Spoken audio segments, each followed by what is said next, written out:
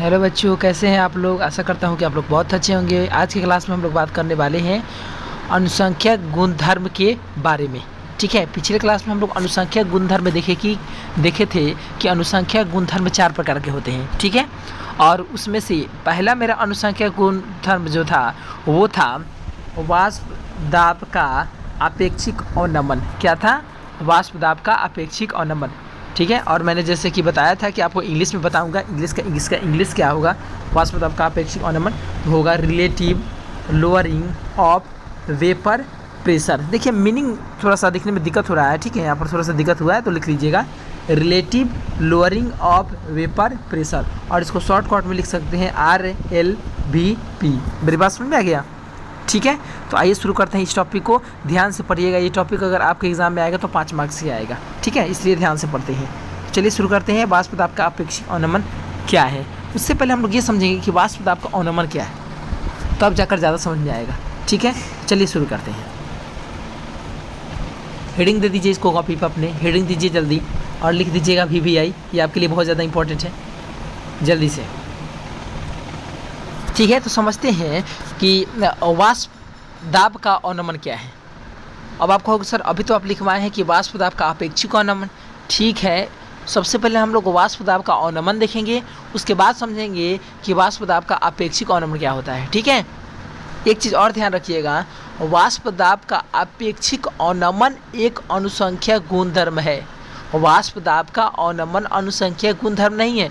बहुत सारा किताबों में लिख देता है वाष्प दाब का अवनमन अनुसंख्यक गुणधर्म है, लेकिन याद रखना वाष्प दाब का अवनमन ये अनुसंख्यक गुणधर्म नहीं है। ये हमेशा बात ध्यान रखना। ठीक है, चलो तो पहले वाष्प दाब का अवनमन पढ़ लेते हैं, उसके बाद हम लोग वाष्प दाब का अपेक्षिक अवनमन पढ़ेंगे, तो हमको क्या होगा, ज़्यादा समझ में आएगा। ठीक है, तो चलिए शुरू करते हैं। ठीक, एक मान लीजिए कि आपके पास एक बर्तन है। ठीक है, ये बर्तन है। ठीक, इस बर्तन के अंदर एक द्रव्य भी रखा हुआ है। क्या रखा हुआ है? द्रव्य। और ये द्रव्य कैसा है? वाष्पशील है। ठीक, वाष्पशील है। तो जब आप इसमें एक ऐसा विलेय मिला देती हो, विलेय जो कैसा हो? अवाष्पशील हो। कैसा हो बाबू? अवाष्पशील हो। तो जैसे ही किसी वाष्पशील द्रव्य में अवाष्पशील विलेय मिला देते हैं तो क्या हो जाएगा? तो वाष्प दाब में, यानी कि वाष्प दाब पहले की तुलना में क्या हो जाएगी? घट जाएगी। क्यों? क्योंकि विलेय क्या है? अवाष्पशील है। यानी कि वाष्पशील द्रव्य में जब कोई अवाष्पशील विलेय मिलाया जाता है तो विलयन का वाष्प दाब क्या हो जाता है? कम हो जाता है। विलयन का वाष्प दाब घट जाता है, वाष्प दाब का अवनमन आ जाता है। मेरी बात समझ में आ गया? ठीक है, तो एक काम कर सकते हैं, इसको फिगर को नोट कीजिए, उसके बाद मैं इसका डेफिनेशन लिख देता हूँ। जल्दी से फिगर नोट कीजिए। कर लिए? ठीक है, नोट कर लिए, तो इसका हम डेफिनेशन लिख देता हूँ। ठीक है, तो अब हम लोग देख रहे हैं वाष्प दाब के अवनमन का डेफिनेशन क्या होगा।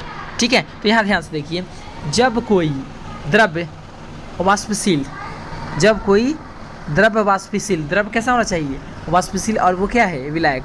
जब कोई वाष्पशील द्रव्य लिख सकते हैं। ठीक है, आप लोग एक काम कीजिएगा, लिखिएगा जब कोई वाष्पशील द्रव्य विलायक में अवाष्पशील विलेय मिलाया जाता है तो विलयन का वाष्प दाब शुद्ध विलायक से क्या हो जाता है? कम हो जाता है, और इसे हम क्या कहते हैं? वाष्प दाब का अवनमन कहते हैं। मेरी बात समझ में आ गया? यानी कि जब कोई वाष्पशील द्रव्य विलायक में अवाष्पशील विलेय मिलाया जाता है तो विलयन का जो कुल वाष्प दाब होगा वो शुद्ध विलायक के वाष्प दाब से क्या हो जाता है? कम हो जाता है, और इसे ही हम क्या कहते हैं? वाष्प दाब को क्या कहेंगे? अवनमन कहते हैं। ठीक है, इसको हम लोग मैथमेटिकली हम लोग अभी यहाँ पर समझेंगे। एक काम कीजिए, इसको आप नोट कीजिए, मैं आगे बढ़ता हूँ। वीडियो को रोक करके आप नोट कीजिए। ठीक है, चलिए आगे बढ़ते हैं। ठीक है, तो यहाँ पर मैंने मान लिया है कि शुद्ध विलायक का वाष्प दाब कितना है? P0 है, क्योंकि शुद्ध है इसलिए यहाँ पर टीका लगाया हुआ है। और वहीं जब हम लोग इसमें अवाष्पशील विलेय मिला दिए हैं तो विलयन बन गया है, और विलयन का वाष्प दाब कितना हो गया? P। तो P0 क्या है? ज़्यादा है, और P क्या है? कम है। तो वाष्प दाब में जो कमी आई है, वाष्प दाब में जो अवनमन है, उसको हम लोग डेल्टा P मान लिए, और डेल्टा P इक्वल टू क्या हो गया?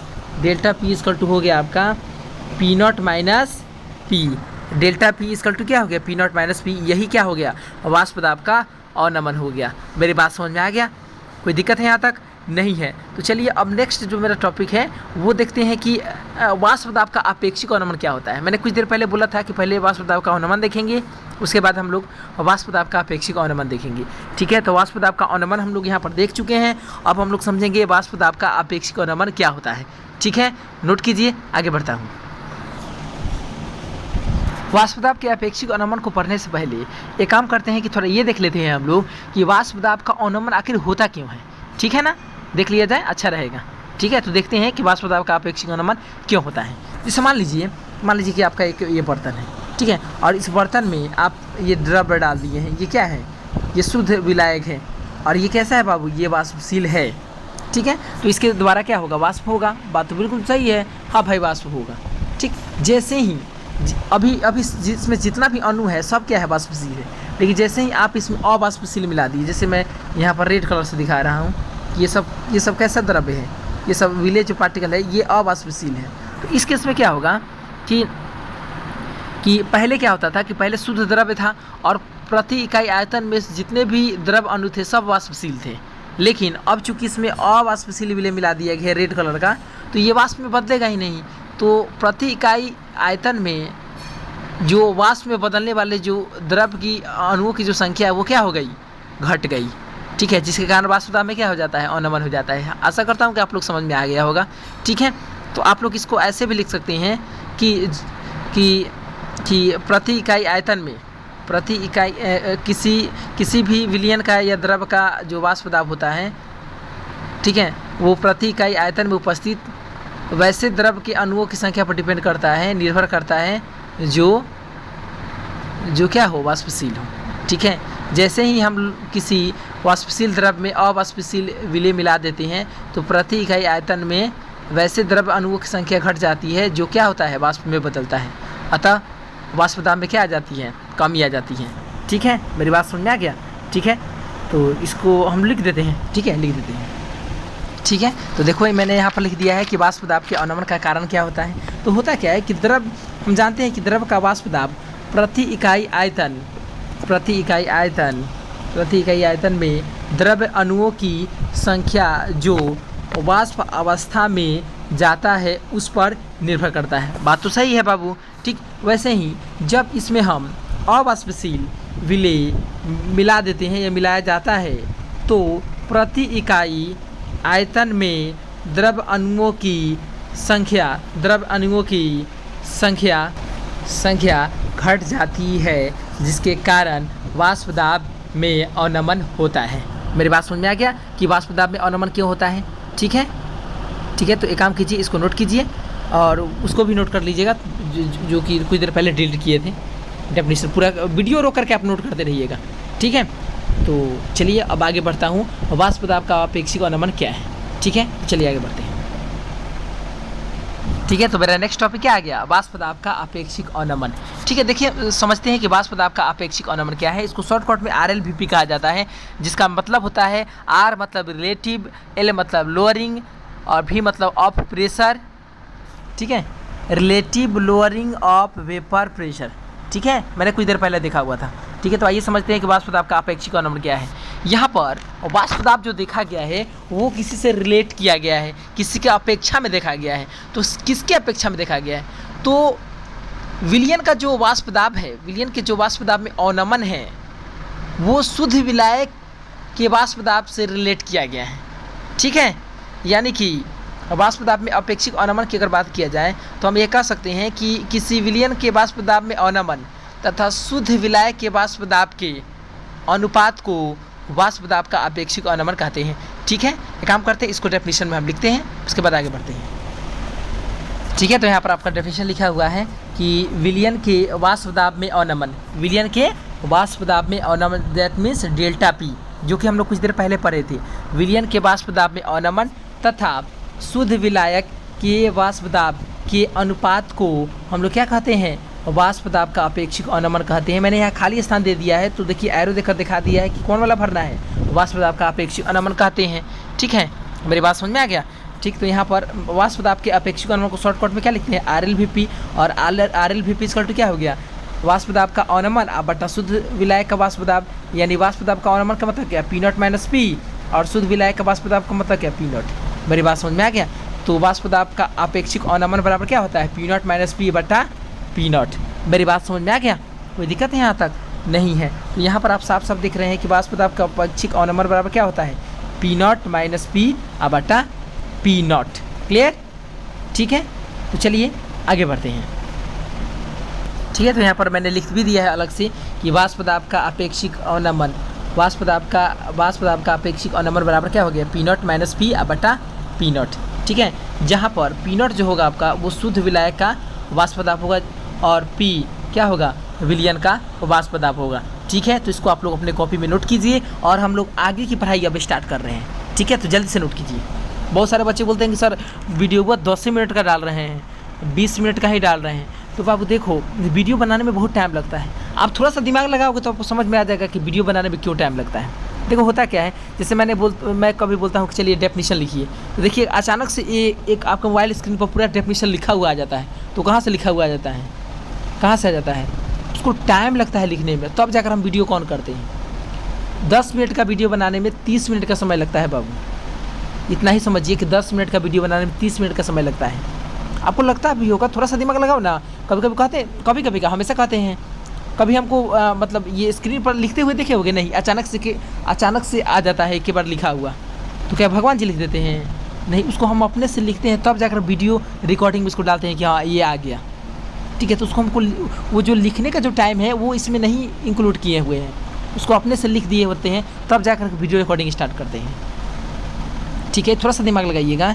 ये देखिएगा अचानक से डेफिनेशन आ जाता है और उसको उस टाइम को आप लोग गिनती नहीं करते, ओ अचानक से आ गया। सर तो पहले लिखे होंगे ना, टाइम लगा होगा ना उसको लिखने में, ठीक है। जल्दी से नोट कीजिए, आगे बात करते हैं जल्दी। तो अगला जो मेरा टॉपिक है वो है वाष्प दाब का अपेक्षिक अवनमन तथा राउल्ट का नियम। तो एक काम कीजिए, कॉपी पर हेडिंग दीजिए, हम आगे बढ़ते हैं, ठीक है। तो आशा करता हूँ कि आप लोग अपना कॉपी में हेडिंग दे दिए होंगे।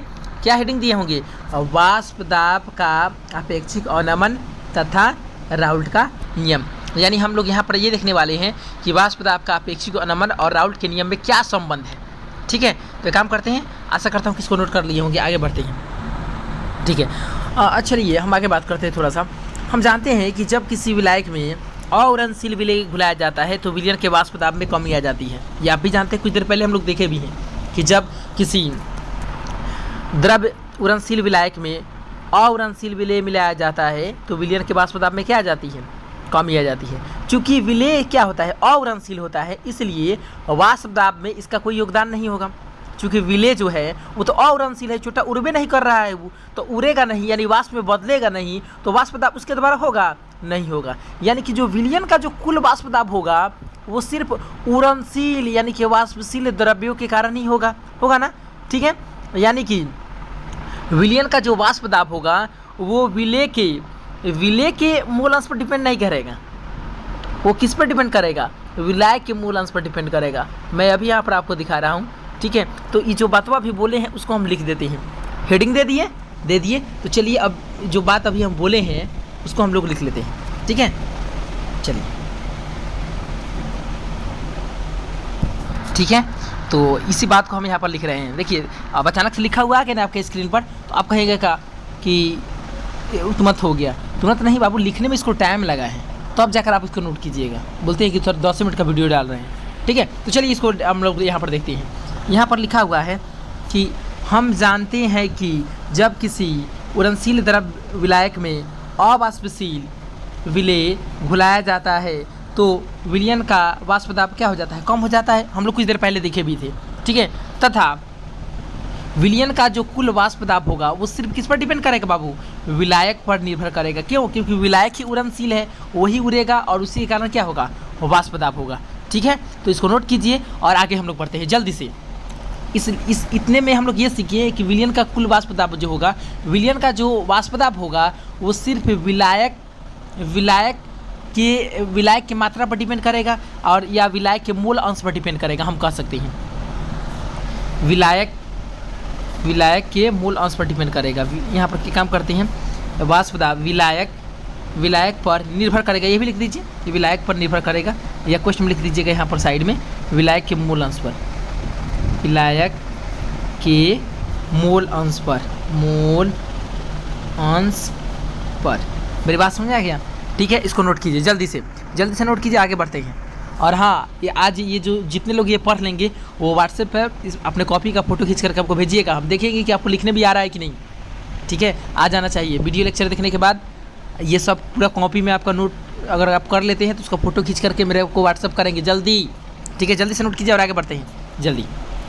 ठीक है, तो अभी मैंने देखा कि जो विलियन का प्रेशर है, टोटल प्रेशर है, वो किस पर डिपेंड कर रहा है? विलायक के मोल अंश पर। यानी एक एक्स लिख सकते हैं और विलायक के लिए क्या लिख देते हैं? यहाँ पर विलायक के लिख देते हैं, क्या दिक्कत है? एक्स विलायक, यानी कि विलायक का मोल अंश मतलब विलायक की मात्रा जितना ज़्यादा होगी, यानी कि मोल अंश जितना ज़्यादा होगा प्रेशर भी क्या होगा उतना ही, प्रेशर भी उतना ही क्या होगा?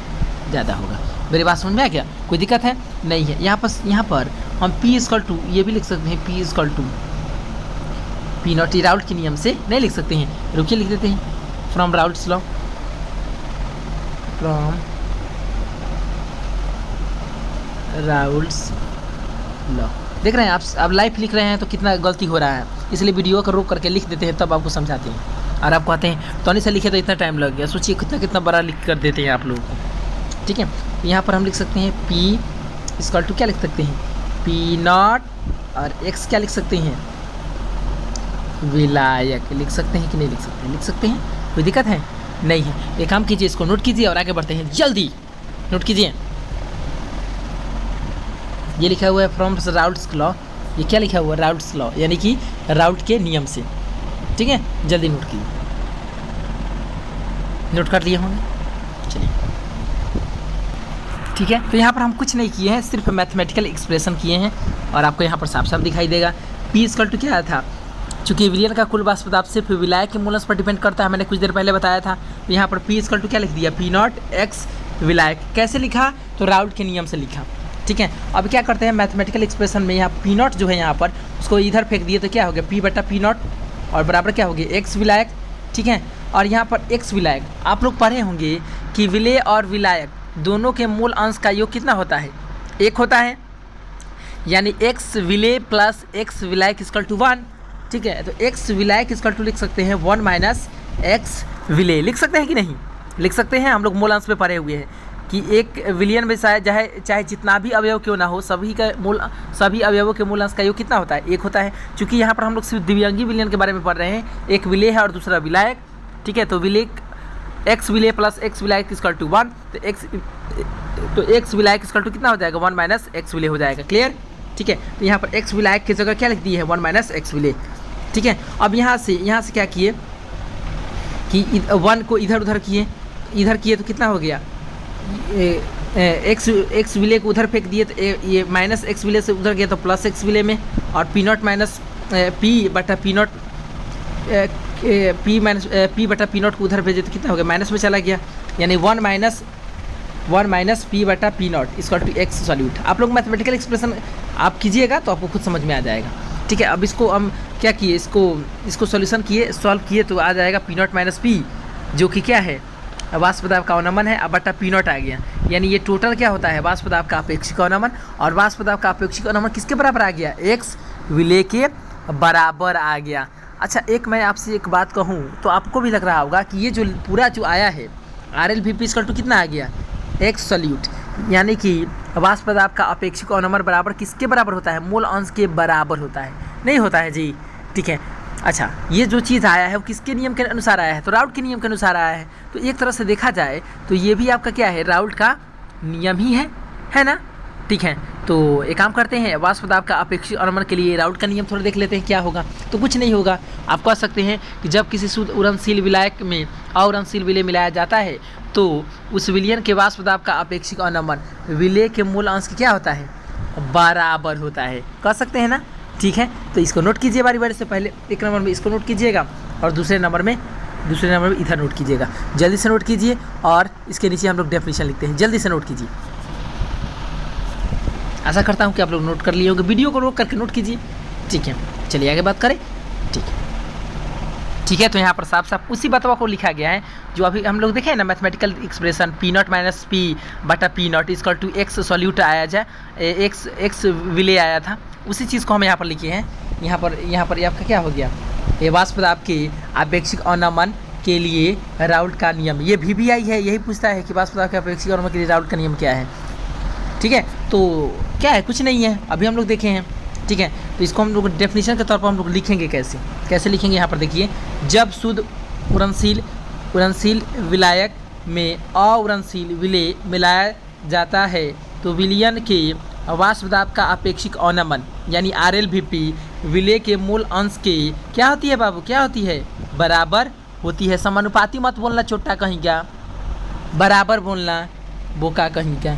ठीक है, याद रखना विलेय के मूल अंश के बराबर होती है, ये ध्यान रखना, नहीं तो बहुत सारा इसमें छोटा होगा, डायरेक्ट वो कुछ नहीं जानता है, बुकवा समझता हूँ, डायरेक्ट कहेगा हाँ समानुपाती होता है, छोटा ही समानुपाती नहीं होता है, ये क्या होता है, मूल अंश के बराबर होता है। मेरी बात समझ में आ गया। ठीक है, तो इसको नोट करो, जल्दी नोट करो, नोट कर लिए। ठीक है, तो यहाँ पर क्या हो गया, पी नॉट माइनस पी बटा पी नॉट, यानी इसी को ना कहते हैं RLVP, और ये किसके बराबर होता है, एक्स विलेय के बराबर होता है। अभी हम लोग इसको प्रूफ भी किए हैं और राउल्ट के इसी बातों को हम राउल्ट का नियम बना दिए कि नहीं। ठीक है, तो उसको लिखने के बाद इसको लिख लो। ठीक है, कोई दिक्कत है यहाँ तक नहीं है। आशा करता हूँ कि आप लोग को ये वीडियो बहुत समझ में आया होगा। चलिए थोड़ा सा और ज़्यादा इसमें एक्सप्लेन कर लेते हैं, कर लें, चलिए नोट कीजिए। अच्छा ठीक है, यहाँ तक हम लोग समझ चुके हैं। RLVP इक्वल टू कितना होता है, एक्स विलेय, एक्स मतलब क्या, मूल अंश किसका, विलेय का, और RLVP मतलब क्या, पी नॉट माइनस पी या बटा पी नॉट, ये हम लोग देख चुके हैं, बराबर क्या हो गया, एक्स विलेय। तो एक्स विलेय यानी कि विलेय के मूल अंश, तो विलेय के मूल अंश का मतलब क्या हुआ, तो हो गया विलेय की मूलों की संख्या बटा विलयन की कुल मूलों की संख्या, यानी कि विलेय की मूलों की संख्या प्लस विलाय की मूलों की संख्या। जो मूल अंश पढ़े होंगे इस बातों को समझ चुके होंगे, समझ गए हैं, कोई दिक्कत है यहाँ तक नहीं है। आगे बढ़े, नोट कीजिए, इसको नोट कीजिए। ठीक है, तो यहाँ पर पी नॉट माइनस पी बटा पी नॉट कितना हो गया, एन मतलब क्या, मूलों की संख्या, तो विलेय की मूलों की संख्या बटा विलेय की मूलों की संख्या प्लस विलाय की मूलों की संख्या। ठीक है, चूंकि विलयन क्या है, तनु है, विलयन को हम क्या मान लिए, तनु है, तो विलयन तनु हो गया। इसका मतलब क्या हुआ, विलेय की मात्रा अत्यंत कम है, तो जब विलेय की मात्रा बहुत कम होगी तो विलेय की मूलों की संख्या भी बहुत क्या होगी, कम होगी। तो देखिए जिधर टूटी उधर छोटी, यानी विलेय की मूलों की संख्या क्या है, बहुत कम है, और विलाय की मूलों की संख्या क्या है, बहुत ज़्यादा है। तो बहुत ज़्यादा, ये हो गया बहुत ज़्यादा, और ये क्या हो गया, बहुत कम। तो बहुत ज़्यादा में बहुत कम जोड़ने से कोई फ़ायदा नहीं है, तो इस चीज़ को हम लोग ऐसे भी लिख सकते हैं। तो इसको नोट कीजिए, मैं बताता हूँ कैसे लिख सकते हैं, नोट कीजिए, नोट कर लिए।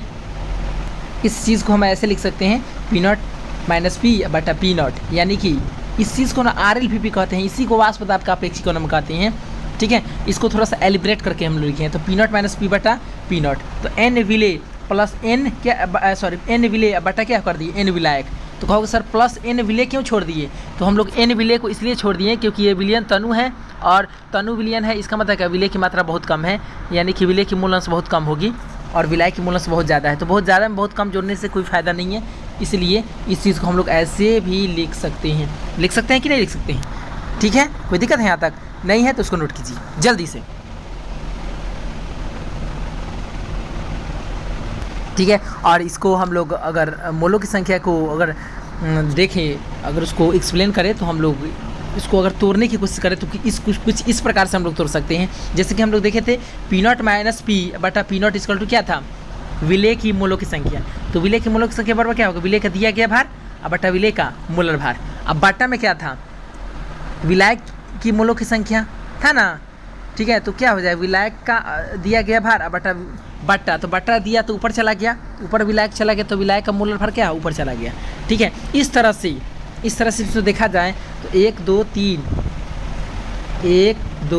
3 4 5 6 7 गो में से अगर 6 गो दिया रहे तो हम लोग 5वां निकाल सकते हैं, नहीं निकाल सकते हैं जी। ठीक है, तो इस पर हम लोग क्या करेंगे, अब इस पर हम लोग क्वेश्चन करेंगे, और बनाएंगे कि अगर इस टाइप का कोई क्वेश्चन दिया होगा तो कैसे बनेगा। ठीक है, तो फिलहाल इस लेक्चर में इतना ही। आप लोग इसको पढ़ करके और कॉपी पर नोट किए होंगे, तो प्लीज़ आपसे एक रिक्वेस्ट है, प्लीज़ इसको आप लोग कॉपी में नोट करके उसका फ़ोटो खींच लीजिए और हमको व्हाट्सअप कर दीजिए, ताकि हमको पता चले क्या पढ़ रहे हैं कि नहीं पढ़ रहे हैं। ठीक है, कोई दिक्कत है यहाँ तक? नहीं है। और आप लोग पढ़ाई पर ध्यान देते रहिए, वीडियो डाला जाएगा। ठीक है, जैसे जैसे टाइम मिलेगा हम वीडियो डालते जाएंगे।